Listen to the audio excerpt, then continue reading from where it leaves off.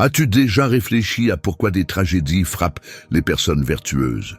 Pourquoi les gens bons endurent-ils des épreuves pendant que les méchants prospèrent? Et pourquoi Dieu semble souvent si lointain dans nos moments les plus désespérés?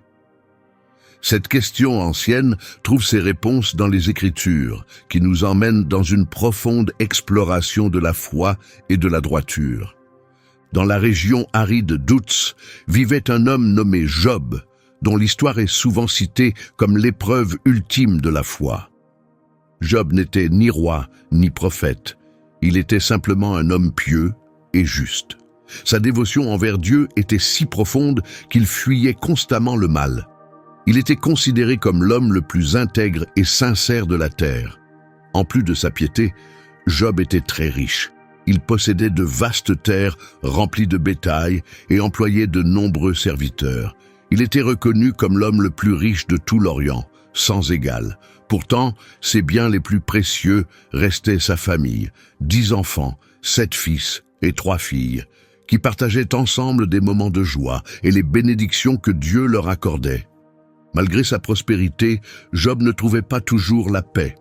Chaque jour, avant même que l'aube ne se lève, il se levait pour prier avec ferveur. Il offrait un sacrifice pour chacun de ses enfants, craignant que l'un d'eux ait pu offenser Dieu en secret. Job comprenait à quel point les bénédictions de la vie étaient fragiles. Il faisait donc ses offrandes chaque jour, non par peur, mais par amour profond pour Dieu et pour sa famille.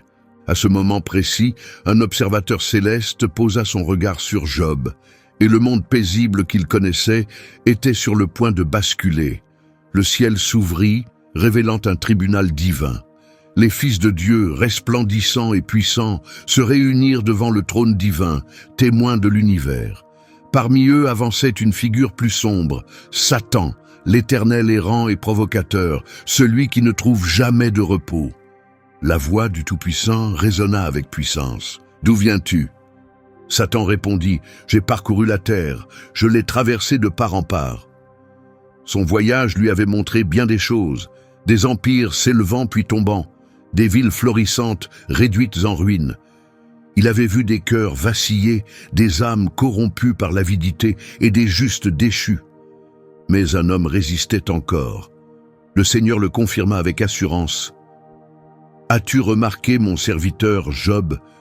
Il n'y a personne comme lui sur la terre, un homme intègre qui me respecte et évite le mal. » Mais Satan répliqua aussitôt, « Est-ce sans raison que Job te respecte? Tu l'as protégé, tu l'as comblé de bénédictions, tu as entouré sa maison, sa famille et sa richesse d'un mur de protection. Tout ce qu'il fait réussit, ses troupeaux, ses serviteurs, tout prospère. Comment ne resterait-il pas fidèle? Mais enlève-lui tout cela, détruis ses biens, prends ses enfants, plonge-le dans la détresse, et tu verras s'il ne te maudit pas ouvertement. » Le défi était lancé, et le Seigneur déclara fermement, « Tout ce qu'il possède est entre tes mains, mais ne touche pas à sa vie. » Un silence se fit dans l'assemblée céleste. Le provocateur avait reçu l'autorisation. Satan partit aussitôt. Le chemin était tracé. Le destin de Job était désormais lié à une épreuve de foi sans précédent. Le lendemain, la paix semblait régner chez Job. Ses enfants étaient réunis dans un festin joyeux, riant et partageant histoires et vins. Dans les champs, les bœufs labouraient la terre, les ânesses broutaient paisiblement, et les serviteurs veillaient à l'activité. Tout paraissait en ordre. Puis, soudainement, le malheur frappa. Un serviteur, le visage rempli de terreur, entra précipitamment dans la maison de Job, haletant. D'une voix tremblante, il annonça la terrible nouvelle. « Maître, les Sabéens sont attaqués. Ils ont pris tes bœufs et tes ânesses et ont tué tous les serviteurs. Je suis le seul survivant. » Job sentit un frisson glacé. Avant même qu'il ne réalise l'ampleur de ce malheur, un autre serviteur entra en courant, tout aussi bouleversé. « Maître, un feu est tombé du ciel, un feu dévastateur. Il a brûlé tes moutons et les bergers, rien n'a survécu. Je suis le seul à avoir survécu pour te l'annoncer. » Job peinait à respirer. Ce feu venu du ciel était-il un jugement divin, un symbole de quelque chose de plus grand? Avant qu'il ne puisse réfléchir davantage, un autre messager arriva, trébuchant presque dans sa précipitation, le visage marqué par le désespoir. « Maître, les Chaldéens ont formé 3 groupes et ont attaqué. Ils ont pris tes chameaux et tué tous les serviteurs à l'épée. Je suis le seul survivant pour t'annoncer cela. » Job eut l'impression que la terre se dérobait sous lui. Toute sa richesse, son héritage, était anéanti en quelques instants. Et pourtant, un message encore plus grave allait lui être transmis. Un 4e messager arriva, son visage si grave qu'aucun mot n'était nécessaire. « Maître, vos enfants ?» Job s'agrippa à sa chaise, le cœur battant d'angoisse. « Ils étaient chez ton fils aîné, en train de festoyer et de boire. Soudain, un vent puissant est venu du désert, frappant la maison de tous côtés. Elle s'est effondrée. Ils sont tous morts. Je suis le seul survivant pour te rapporter cette nouvelle. » Le monde de Job sembla s'arrêter. Envahi par une peine profonde, il tomba dans une obscurité plus pesante que la mort elle-même. En quelques instants, il avait tout perdu, ses biens, sa famille entière. Pourtant, Job ne réagit pas par des cris, des plaintes ou des reproches envers Dieu. Au lieu de cela, il se leva lentement, accablé de tristesse. D'un geste tremblant, il déchira son manteau, selon la tradition du deuil. Puis, solennellement, il se rasa la tête avec un couteau, laissant ses cheveux tomber au sol, un acte de deuil profond et d'humilité. Reconnaissant l'ampleur de sa perte, il se prosterna au sol, le visage contre la terre, et adora.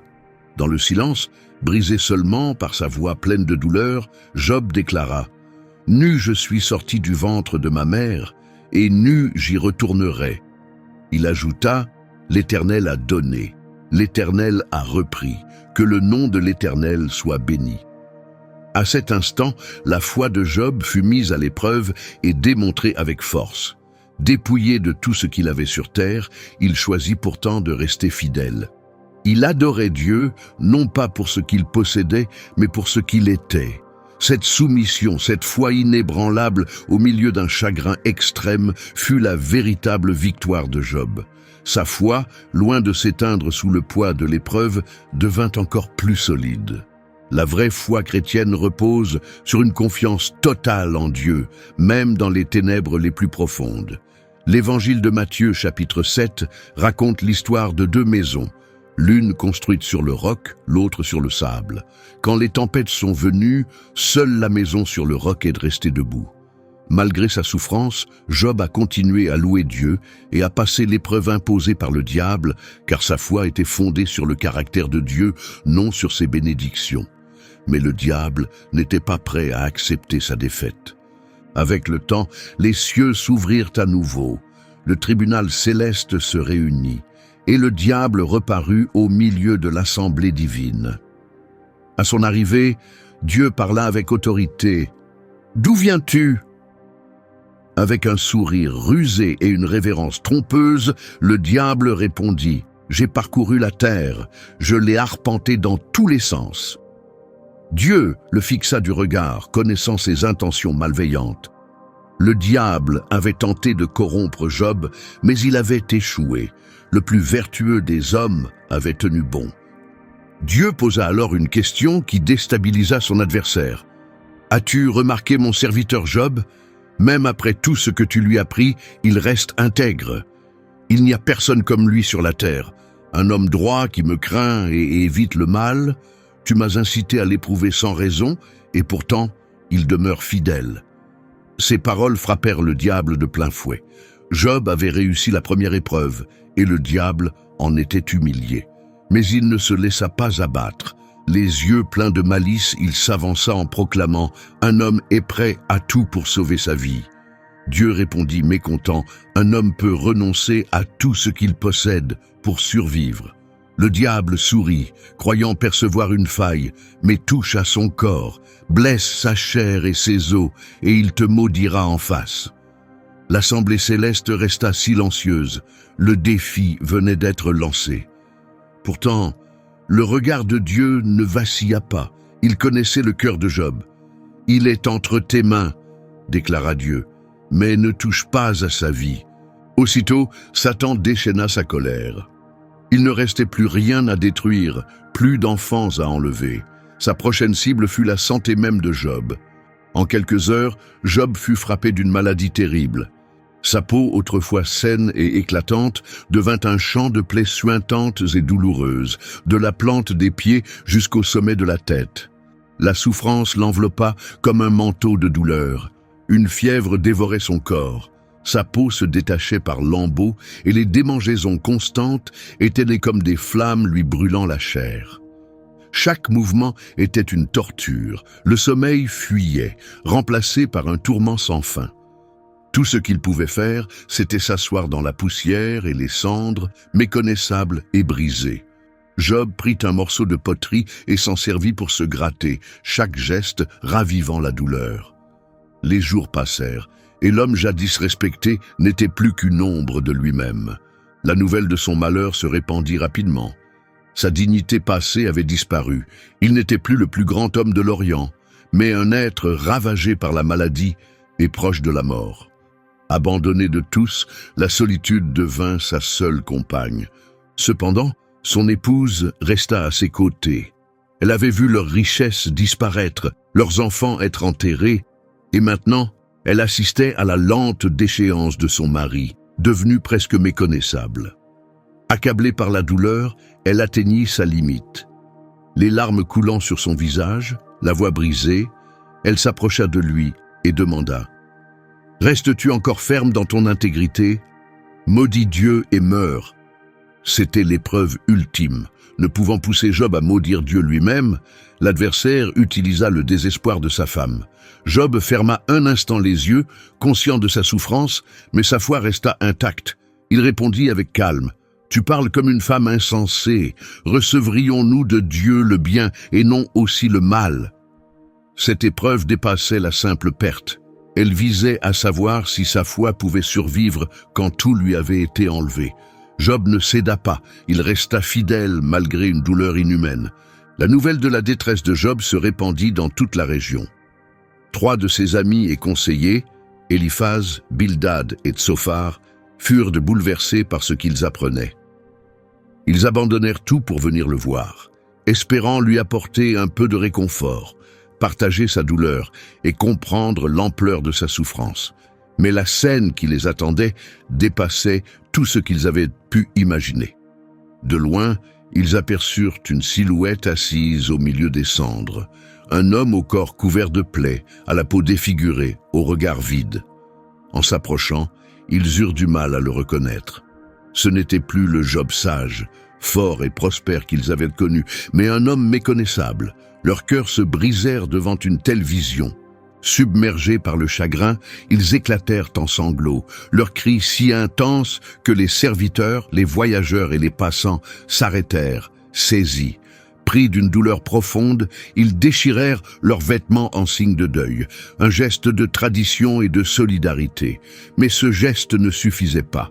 Avec des mains tremblantes, ils prirent de la poussière et la jetèrent sur leur tête, portant symboliquement une part de la souffrance de Job. Les mots leur manquaient. Que pouvait-on dire à un ami dans une telle détresse? Quelles paroles pouvaient consoler un homme qui avait tout perdu? Pendant une semaine entière, ils restèrent assis auprès de Job dans un silence total, sans parler ni attendre qu'il parle. Ils comprenaient que certaines douleurs sont trop profondes pour être exprimées et que parfois la simple présence d'amis est la réponse la plus réconfortante. Ils pensaient que leur silence offrait un certain apaisement, mais ils allaient bientôt être mis à l'épreuve, car les paroles allaient finalement surgir. Après 7 jours et 7 nuits de silence profond, celui-ci fut brisé de la manière la plus déchirante. Job prit enfin la parole, non pour maudire Dieu ou ses amis, mais pour maudire le jour même de sa naissance. Sa voix chargée de désespoir, ses yeux perdus dans le vide, il prononça une plainte qui semblait résonner jusque dans les cieux. Que le jour de ma naissance disparaisse, que le moment de ma conception soit effacé à jamais. Ses amis restèrent stupéfaits. Jamais ils n'auraient imaginé entendre de telles paroles venant de lui. Le Job qu'ils avaient connu semblait s'être éteint. Sa voix était celle d'un homme qui ne voyait plus de raison de vivre, d'un homme qui ne trouvait plus de sens à son existence. Il ne cherchait pas de réponse ni de justice. Il aurait préféré ne jamais être né. Sa détresse était implacable, son tourment sans fin. Pourquoi ne suis-je pas mort à la naissance? Pourquoi n'ai-je pas expiré en sortant du ventre? Si j'étais mort avant de voir ce monde, je reposerais en paix maintenant. Il désirait effacer toute trace de son existence, ne jamais avoir vécu, et pourtant il était encore là, prisonnier d'un corps ravagé par la douleur, d'une vie vidée de toute joie. Pourquoi la lumière est-elle donnée à ceux qui souffrent? Pourquoi vivre quand on ne trouve plus aucun bonheur? Le discours de Job révélait l'abîme d'une âme brisée, et pourtant la mort ne venait pas. Dieu ne le délivrait pas de sa souffrance. Chaque sanglot faisait trembler son corps. Il ne mangeait plus, ne dormait plus, n'espérait plus rien. Ce que je redoutais est arrivé. Je ne trouve ni paix, ni sécurité, ni repos.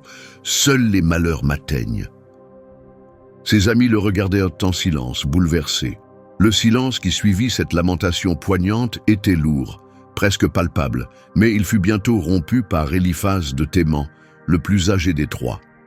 Ne pouvant contenir sa stupeur face à la souffrance de son ami, Éliphaz fixa Job.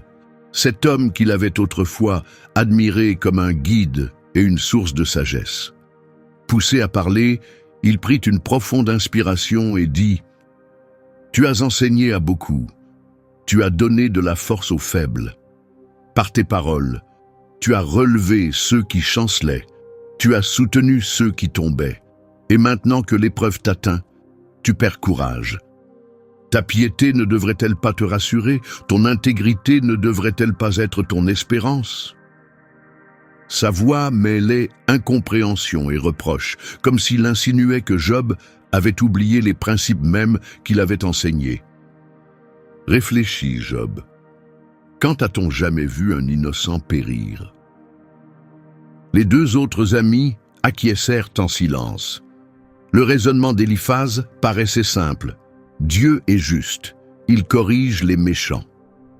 Si Job souffrait ainsi, il devait bien y avoir une raison.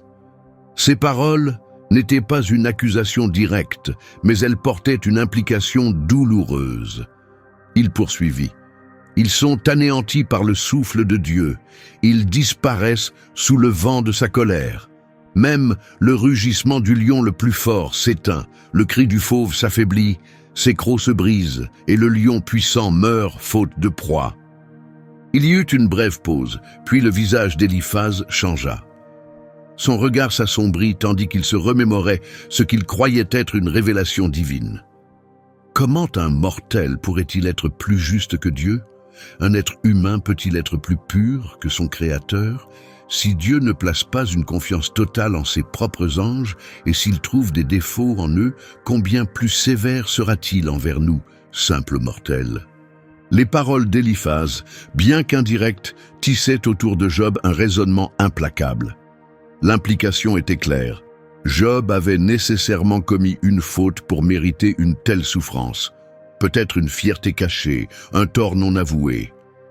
Job, autrefois homme juste, assis maintenant dans la poussière, illustrait selon lui une vérité profonde. Aucun humain n'est irréprochable devant Dieu. Le ton d'Éliphaz se durcit, mêlant avertissement et scepticisme. « Vas-y, crie à l'aide », lança-t-il. « Mais qui te répondra ?» Sa voix était tranchante, presque accusatrice. « Vers lequel des saints te tourneras-tu maintenant, Job? Dans ta détresse, qui peux-tu invoquer ?» Il affirmait que la souffrance n'était jamais sans raison ni but, qu'elle n'était pas le fruit du hasard. « Pourtant, dit-il avec une voix légèrement plus douce, si j'étais à ta place, Job, je chercherais Dieu. » Éliphaz leva les yeux vers le ciel, comme pour puiser sa force dans l'immensité divine. Il accomplit des merveilles qu'on ne peut comprendre, des miracles innombrables. Il déjoue les ruses des malins, il prend les sages à leur propre piège et renverse les projets des méchants. Il poursuivit, sa voix prenant un ton de conseil grave.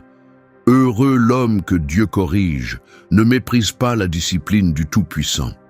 Car c'est Dieu qui blesse, mais aussi qui guérit. C'est lui qui frappe, puis panse les plaies. Dans 6 malheurs qu'il te délivrera, et dans le 7e, aucun mal ne t'atteindra. En temps de famine, il te sauvera de la mort. À la guerre, il te protégera de l'épée.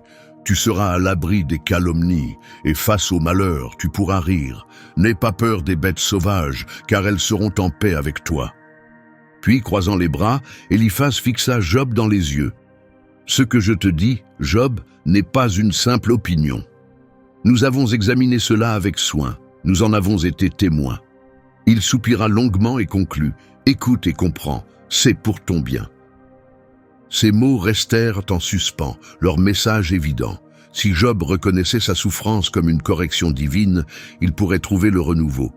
Mais s'il persistait à se plaindre, il ne ferait que prolonger sa douleur. Les 2 autres amis restaient silencieux dans l'attente. Job leva les yeux, le visage couvert de poussière, le regard vidé par la souffrance. Son mal dépassait toute explication humaine. Les raisonnements de son ami ne suffisaient pas. Dans un soupir profond, la voix brisée par le chagrin, il répondit « Si seulement mes plaintes et mon affliction pouvaient être pesées équitablement, si on les mettait sur une balance, elles seraient plus lourdes que le sable des mers. Voilà pourquoi mes paroles sont emportées. Le fardeau que je porte est trop lourd. » Il s'interrompit, tentant de réprimer la douleur qui teintait sa voix. « Ah, si seulement Dieu exauçait mon désir! Si seulement il me laissait mourir pour mettre fin à cette souffrance! Si Dieu mettait un terme à ma vie, j'y trouverais la paix, car je saurais au moins que je n'ai pas méprisé ses commandements. » C'était un souhait glaçant, non pas pour un soulagement ou une guérison, mais pour une disparition totale. Pourtant, l'agonie persistait, la mort ne venait pas et sa patience était à bout. « Combien de temps encore dois-je supporter cela? Ai-je la force des pierres? Ma peau est-elle faite de métal? Je n'ai plus de force, même plus assez pour me soucier de moi-même. » Job leva la tête et croisa le regard de ses amis, une lueur de colère dans les yeux. « On attend de la consolation de la part d'un ami quand on souffre, » dit-il avec une pointe d'amertume. « Mais vous m'avez déçu. Vous avez vu ma douleur, et au lieu de m'aider, vous avez reculé par peur. Vous ai-je jamais demandé de l'aide? Ai-je réclamé vos richesses? Vous ai-je supplié de me sauver de mes oppresseurs? » Un lourd silence s'abattit sur le groupe. Job ne cherchait pas leur bien, mais leur compassion. Haussant la voix, le regard vide, il déclara « Je préfère mourir que de continuer à vivre ainsi. » Eliphaz avait voulu offrir du réconfort, mais ses paroles n'avaient fait qu'alourdir le fardeau de Job. Ce dernier refusait d'avouer des fautes qu'il n'avait pas commises. Son épreuve restait incompréhensible, mais sa foi demeurait intacte. C'est alors que Bildad, le Chouïte, prit la parole. Son message était clair. Dieu est juste, et si les enfants de Job étaient morts, c'était à cause de leur propre faute. Avec un air grave, il dit à Job, « Pourquoi continues-tu à dire des paroles vides comme un vent violent? Si tu t'adressais à Dieu avec humilité, si tu cherchais sincèrement sa faveur et vivais avec droiture, il interviendrait sûrement pour restaurer ta situation. » Mais sous ces mots d'encouragement, il y avait du jugement. Même si tes débuts ont été modestes, ton avenir peut être grand. Reviens vers Dieu, inspire-toi des enseignements des anciens. Ils connaissaient la vérité. Dieu n'abandonne jamais le juste et il ne soutient pas les méchants. Les innocents ne périssent pas sans raison, les malfaisants récoltent leur propre perte. Par la volonté de Dieu, ils sont anéantis. Pour Bildad, c'était simple. Si Job vivait justement, il serait sauvé. Mais si sa souffrance continuait, ne devait-il pas reconnaître ses fautes et s'en détourner? Job leva les yeux, accablé. Malgré l'insistance de ses amis à croire que ses malheurs venaient de ses péchés, il savait qu'aucun homme ne pouvait vraiment se justifier devant Dieu. Vos paroles contiennent une part de vérité, mais comment discuter avec Dieu? Il n'est pas comme nous, pour parler face à face. Dieu est sage, puissant et fidèle. C'est lui qui a façonné les cieux de ses propres mains, et ses merveilles sont innombrables. Pourtant, quand il passe près de moi, je ne le vois pas. Ses actes me dépassent. Même si j'étais sans faute, je ne pourrais pas me défendre. Tout ce que je peux faire, c'est m'en remettre à lui. Le monde est entre les mains des corrompus. Les juges sont aveugles. Si ce n'est pas Dieu, alors qui permet cela? Dieu m'a déjà condamné. Pourquoi devrais-je poursuivre ce combat? Enfin, sa voix se brisa. Mon Dieu, pourquoi me traites-tu ainsi? Qu'ai-je fait pour mériter un tel tourment? Je ne veux plus vivre. Mon âme est lasse de l'existence. Pourquoi m'avoir créé si c'est pour me faire endurer tout cela? Il tendit les mains vers le ciel, en quête de réponse, mais ne reçut que le silence écrasant du divin. Si les mots d'Éliphaz avaient agi comme une plaie ouverte, et ceux de Bildad comme un coup brutal, alors Zophar était une dague. Enfoncé profondément dans le cœur de Job, Zophar, le Naamatite, le fixa d'un regard sévère. Pour lui, tout était évident. Job avait péché, et il en subissait maintenant les conséquences. Il n'y avait ni mystère, ni place pour le doute. Personne ne va-t-il répondre à ce flot de paroles sans fin, répliqua Job avec véhémence. Allez-vous encore prétendre que je suis en faute? Ses yeux lançaient des éclairs de colère. Pour Tsophar, Job n'était pas un homme accablé, mais un insensé obstiné à nier ses fautes. Si seulement Dieu parlait pour révéler la vérité, dit Tsophar, se penchant en avant avec un sourire moqueur, livrant son conseil le plus dur. Si tu corrigeais vraiment ton cœur, si tu cherchais Dieu et rejetais le mal, alors tu serais sûrement rétabli. Le message était clair. Job devait s'humilier, reconnaître la justice divine et accepter son sort.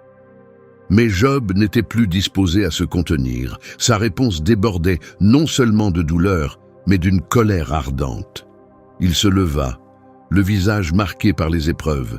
« Croyez-vous détenir la sagesse de Dieu ?» lança-t-il en les regardant avec mépris. « Êtes-vous la voix du Tout-Puissant? Pensez-vous vraiment être les seuls à comprendre la vérité ?» Sa patience était à bout, sa retenue envolée. Ses amis l'avaient jugé, blâmé et traité en pécheur entêté. Pourtant, il savait que sa douleur n'était pas méritée, que sa conduite avait été juste et que sa foi en Dieu restait intacte. Ne trouvant aucune justice auprès des hommes, Job s'adressa directement au ciel. Il leva les yeux, les larmes aux paupières, et d'une voix tremblante, il supplia le Tout-Puissant. « Mon Dieu, pourquoi me traites-tu comme un ennemi? S'il y a en moi quelque chose qui me condamne, révèle-le. Si j'ai péché, fais-le-moi savoir. Et si je suis coupable, pourquoi ne pas me pardonner et mettre fin à ma souffrance ?» Ces mots furent prononcés avec ses dernières forces. Il ne comprenait pas la raison de sa douleur. Il ne voyait aucune justice. Pourtant sa foi en Dieu ne vacillait pas.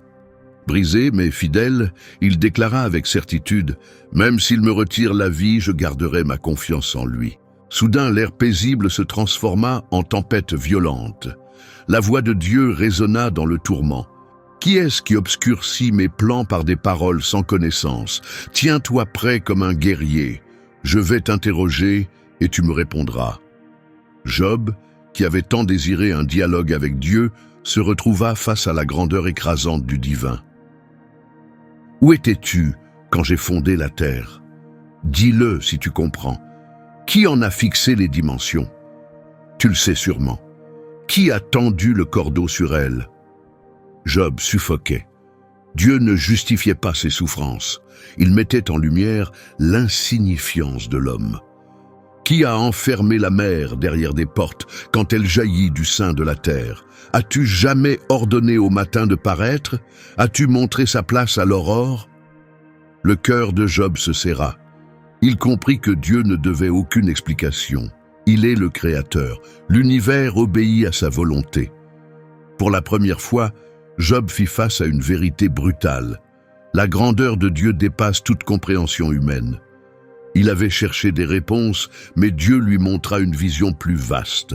Devant cette majesté divine, Job resta sans voix. Dieu s'adressa de nouveau à lui. « Vas-tu encore contester le Tout-Puissant ?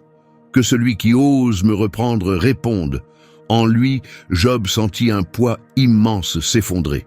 Il n'avait plus rien à dire, plus aucun argument, plus aucune revendication. Le Seigneur insista. « Voudras-tu vraiment mettre en doute ma justice pour te justifier toi-même? Me condamneras-tu pour te donner raison ?» Un frisson parcourut Job. C'est exactement ce qu'il avait fait. Il avait exigé des explications à sa souffrance. Il avait voulu que Dieu prouve son innocence. Mais désormais, il comprenait que la justice de Dieu n'a pas besoin d'être expliquée. Alors Dieu décrivit sa création avec encore plus de précision.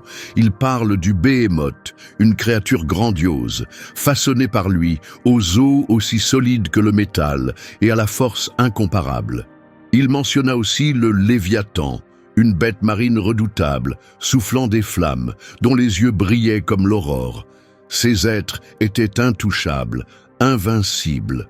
Si nul ne peut tenir tête à ces créatures que j'ai formées, qui donc peut se mesurer à moi? Submergé, Job n'opposa plus aucune résistance. Il se prosterna profondément, le visage contre la terre, et confessa d'une voix tremblante, « Je reconnais que tu peux tout, et que rien ne t'est impossible. Auparavant, je ne te connaissais qu'à travers ce qu'on m'avait dit, mais maintenant, mes yeux t'ont vu. » Son cœur s'était totalement abandonné. Il avait parlé sans savoir. Il avait questionné sans comprendre la grandeur de Dieu. Dieu ne lui avait pas donné d'explication, mais il s'était révélé, et cela suffisait. Job, qui avait tout perdu, reçut bien plus encore, non pas grâce à des réponses à ses souffrances, mais par une rencontre profonde avec la gloire divine. C'est à ce moment-là qu'il se repentit sincèrement, dans la poussière et la cendre. Mais l'histoire ne s'arrêtait pas là. Dieu s'adressa alors aux amis de Job, ceux qui avaient parlé à tort et sans discernement pendant toute son épreuve. Le Seigneur exprima sa colère. « Ma fureur s'est enflammée contre vous, car vous n'avez pas parlé correctement de moi, comme l'a fait mon serviteur Job. » Job, celui qui avait souffert, crié, supplié, fut justifié par Dieu lui-même. Ses amis, qui l'avaient accusé, faisaient désormais face à la justice divine. Dieu leur ordonna d'offrir des sacrifices et de réparer leurs torts. Mais il ajouta une directive surprenante. « Mon serviteur Job priera pour vous et j'écouterai sa prière. » Job, autrefois méprisé et jugé par ses hommes, fut maintenant choisi pour intercéder en leur faveur. Il pria pour ceux qui l'avaient blessé avec leurs paroles dures. Et pendant qu'il le faisait, une transformation miraculeuse eut lieu. Dieu redonna vie à son existence. Il fut béni du double de ce qu'il possédait auparavant.